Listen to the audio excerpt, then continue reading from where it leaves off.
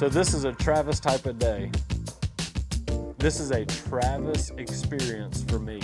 Sometimes you can try to scientifically come up with all these reasons why things happen. They're fish, they're wild animals. You know, they do what they want to do. Just so you know, look at all the redfish. There they are. All right, I'm getting back in them.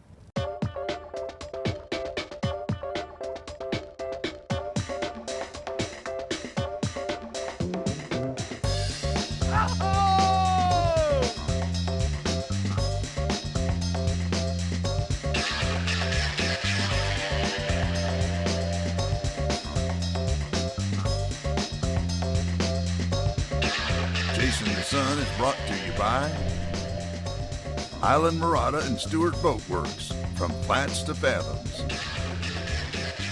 Kicker Audio, living loud. Pelican, built to protect. Mercury Marine. And by Z-Man, the science and art of fishing.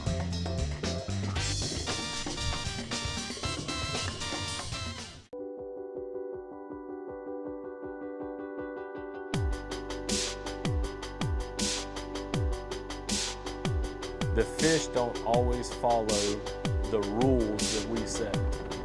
Tide movement, moon phase, wind, water clarity, all those things that we factor in to our game plan. The fish don't always follow it. I see her floating right there. Me lucky hat! You got excited about that. Hey, it's one thing to blow it off. I actually reached up with my hand and knocked it clear off, like I was purposely trying to knock it off. And after the day I had yesterday in this hat, we're turning around for that. We're not leaving to go fishing without this hat. Can't leave without the lucky hat.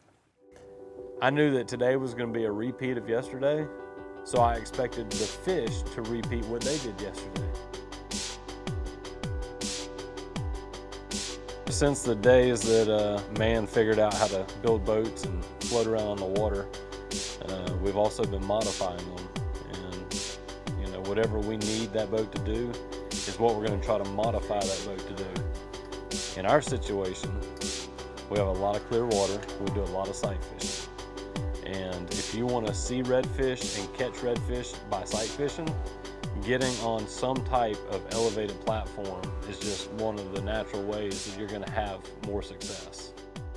1.5 foot tall casting platform was standard issue for a long time. It don't work. And then now everybody, like steps going up. You know, the cool thing about when you have an elevated fishing position is every foot you go up in elevation, you gain 20 feet in visibility around the boat. And That's important. So like with any new relationship, me and Travis have been fishing together a little bit now. We've kind of learned each other's quirks, and I gotta say, I appreciate Travis. Oh, that just means I wasn't paying attention. See, if you catalog everything, then your mind gets full of a bunch of blah. You don't need any of that. Yeah. You just need what's important. Most important is going to Snacks and Pilchards. How's that? He finally trusts me, I feel. He knows I have a system to everything. I know how I'm gonna chum, where I'm gonna throw, how I'm gonna get the baits in from the water to the live well. And I think this is the first time that he just stood to the side, let me do my thing. Yeah, that's really good. Nice work, boss. And I'm not sure if it was a trust thing or he just enjoys having somebody else do it for him. I got the best job in the world, dude. I just drive the boat.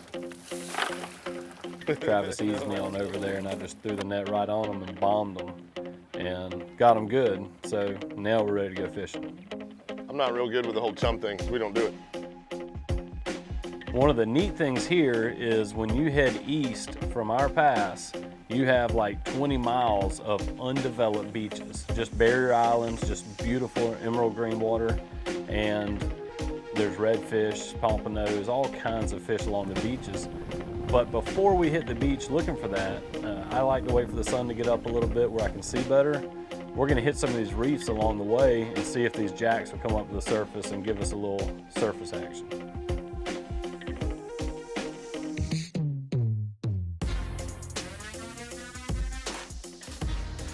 This is all personal stuff, so we gotta try not to break it. Roger. Like that one, I just put a new line on. I know it's gonna get in the wreck. They're all right here behind the boat now. I can see them all. There's some jacks down there. Oh, here's a whole school of bait coming up. Oh yeah. Oh, we're about to have a Christmas tree gonna turn into the show. The best part about Freebie and Pilchards is we're about to light this place up. Yeah.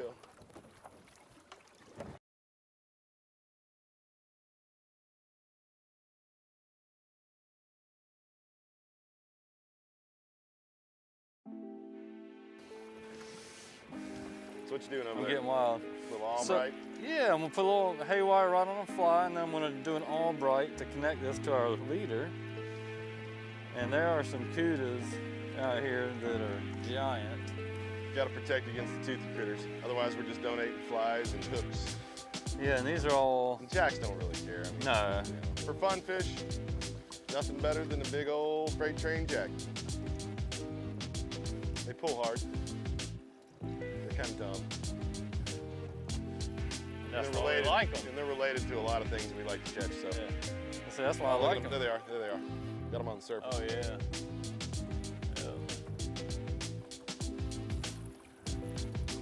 Yeah, I wouldn't go too heavy on the drag, you know. Hopefully the cuda bites it and we get a nice jump. Run. Yeah, because these cudas, most people don't know, but they jump like crazy. Yeah, cudas are fantastic Yeah. sport fish. We have a tournament in Keys called the Cuda Bowl, Really? and it's a fly fishing barracuda tournament. Oh my goodness. And that it's sounds huge. fun. Yeah.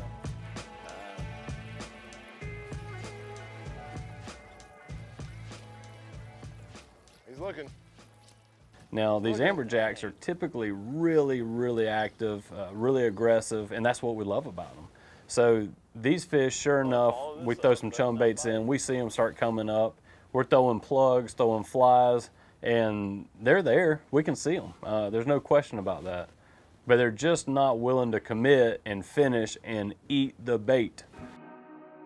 Inadvertently, you put two fishing guides together on the water and there's going to be competition. You know, me versus him, whether he's in the boat or next to me, and you can see it. Justin's casting, always trying to be the dude doing the thing. Which, you know, I'm kind of cool with that. I'll step back and let that happen, but there's right always here. We're all right competition. here. It's just the way it is. There we go.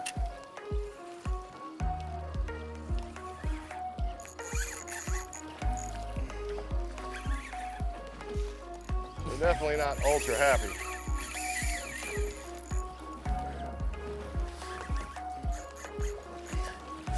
You gotta do what you gotta do sometimes, Travis. Yes, sir. I'm still gonna get one on fly.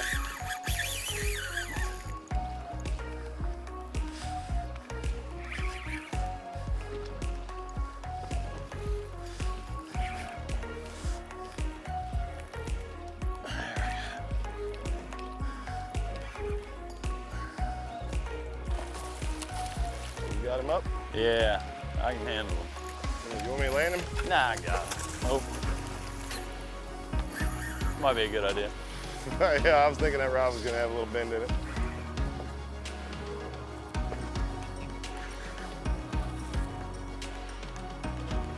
Yeah, I'll tell you what. We'll,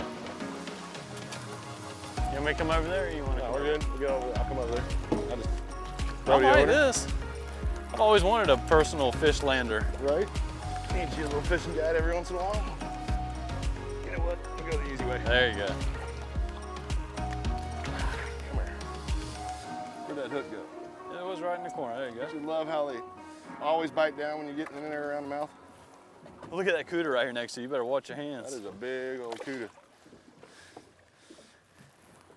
So I think that sometimes has something to do with why these jacks will get a little funky.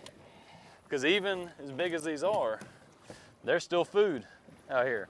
There's always something out here that's bigger that will eat you. And on some of these wrecks out here, in the case right here, it's a barracuda. Yeah, and that's a very big cuda. Yeah, some of them will just chop that dude right in half.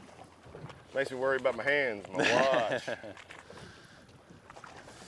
All right, well, we're on the board. Let's see if we can get these guys riled up. There. Release. Yes. Cuda free the jack. release. Great catch and release fish too, because that swim bladder doesn't really blow up in a jack very much. They can release that pressure on the way up. So The best part was they're already on top anyway, so equalized on right his there. own. Look at that. That coot is That big coot. humongous. I'm telling you, that's still not the biggest ones here. After some struggle with that, we did finally get some to bite and stay attached. But we're trying to catch them on lures, trying to catch them on flies, and you know, they just weren't active enough to really want to commit. They did a few times and we caught some, but when we're jack fishing, I mean, we want to catch them. That's why we do it. They're so aggressive, you know, good fight. But if they're not really doing it and being real aggressive and biting what we want them to bite, I'm done with them. I'm ready to move on to something else. How many leader did you have on there? 25. Oh, there you go. You'd be surprised what this small tackle can handle. Yeah. 15-pound braid and 20, 25-pound leader. You lock the drag down on these things. These things got an amazing amount of drag, and you can turn some heads. All right. You can also cause yourself an extreme fishing workout. No. That's what we all work out for. I don't work out. This is my workout. I prefer to let the fish do it. Yeah, I'm usually guiding on the boat, so I missed that workout part. Be me bringing him up here to play. See, you know why I hooked me one up, right, Travis? Mm-hmm. So that way I don't have to grab. Oh, dang it. Hey, look, he's still got to grab him. I'll just get his head up, control him, reel down a little bit. You know, I will say most of our fisheries management is really controversial as to what we keep and all that, but there is one thing that is factual, and that is 10 years ago in state waters in Florida, we did not see amberjacks this size. Oh, that's tanker. So the average size of these fish out here on these reefs is getting rather large. So large, matter of fact, we've had to change the tackle we use to catch them. Well, fortunately, in today's world, you just up the braid. Yeah, that's right. Or on the fly, we used to come out here to catch these, you know, state water, shallow water amberjacks. We're in 70 feet right now. We used to come out here with 8 weights. You know, it'd be big schools of them up on the surface. Somehow they don't have teeth, really. No, it's almost like a bass You mouth. can lip Yeah, these guys. That's right.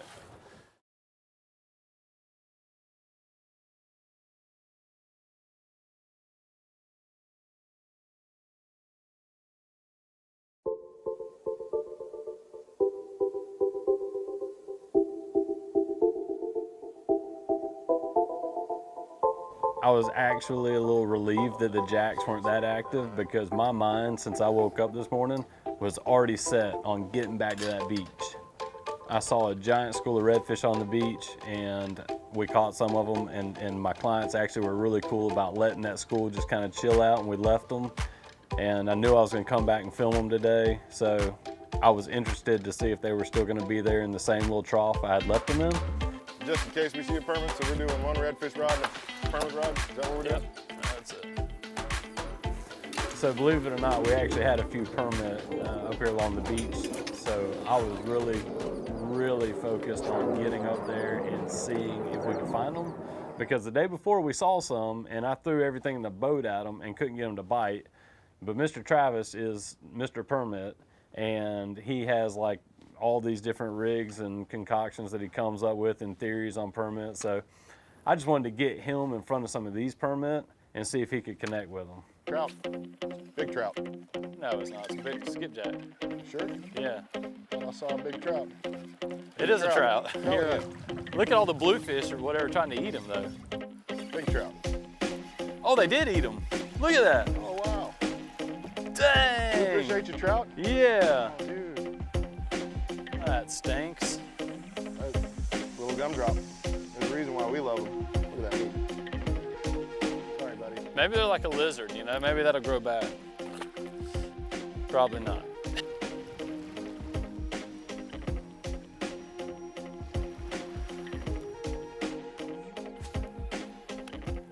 A normal question I get on a daily basis is when we see these redfish, what type of presentation do you make?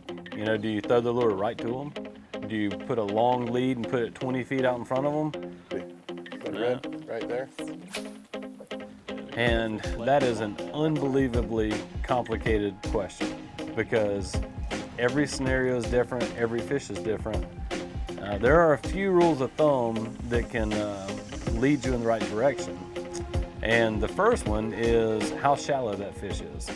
The shallower a redfish is, the more spooky he is. And if something splashes down really close to him, he's out of there. You gotta think, these fish grow up on these flats with birds of prey being probably their top predator. We have ospreys all over out here, and they'll swoop down and scoop up a little redfish.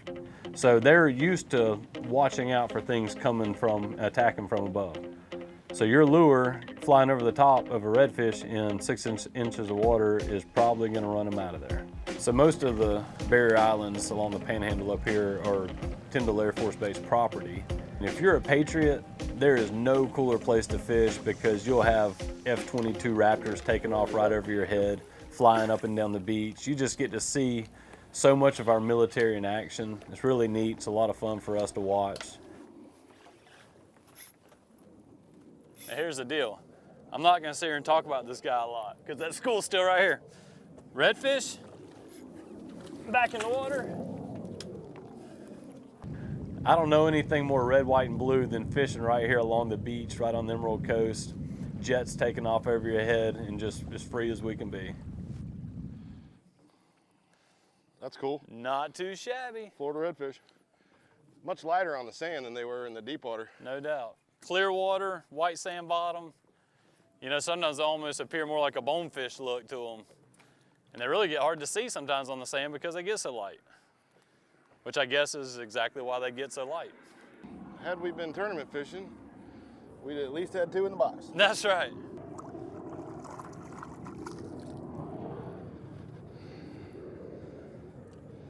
There you go. I see 2 facing to the right over here. I'm gonna get one of these, got to.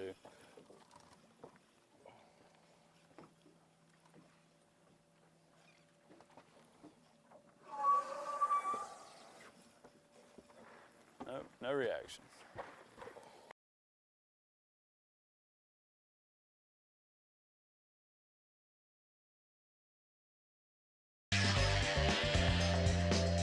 Chasin' the Sun has been brought to you by Native Eyewear, built for the backcountry. Florida Fishing Products, fish better, fish Florida. Dulce Vida Tequila. Extra Tough, the original fishing boot. And by Visit Panama City Beach.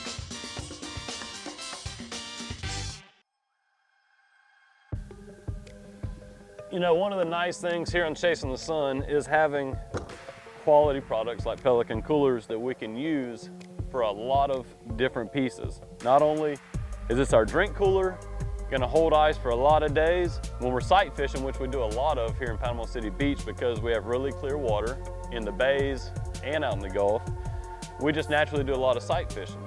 So rather than having an extra platform up here, another piece on the boat, we're gonna combine that right here into one piece. And now I can take what was a seat there, obviously a cooler, and now I have an elevated platform to fish from. I can actually see fish right here around the dock. The reason you need a quality cooler is because not only do you want it to last a long time, see this has latches that will last the life of the cooler. You don't ever have to replace them like you do a lot of rubber latches.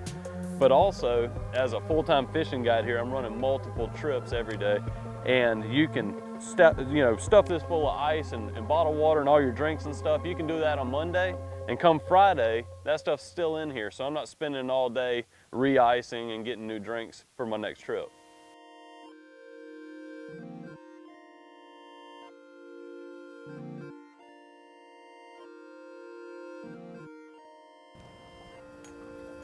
Hooked up.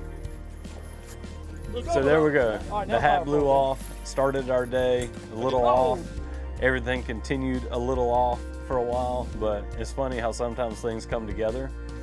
Sometimes things come together just as I've planned, and those are my type of days. That's what I love. Today was more of a Travis day. Things came together, but not at all how I had planned, he had planned. It's just how it happened. It was just natural. Right when I had gone through all my game plans and had actually given up, I said, all right, well, we caught a few fish, let's go home.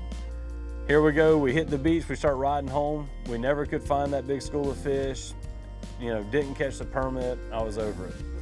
We're heading home. As soon as we start riding down the beach, there they are. The mother lode is right there. I checked right there twice and they were not there, and then I have no idea where they came from. They just appeared. But luckily, I was still in the tower looking, and they appeared right in front of us. We still had the rods ready, and we were able to catch them things and just have a ball with them. Dang, I cannot see the school. I could see them for a second. So some days you can plan all you want, you can try as hard as you want to make the fish do what you want them to do, but days like today are actually really neat for me because I learned something completely new. And you know, when you fish the same fish day after day, you get in your routines, and a lot of times that can be a bad thing to get stuck in that routine, because when it doesn't work, I want to leave and go do something else. Where, you know, Travis does this a lot, where he thinks more with an open mind, and if you stick with it sometimes and just try something new in that same area, like we did today, you can learn something new, and I know I certainly did.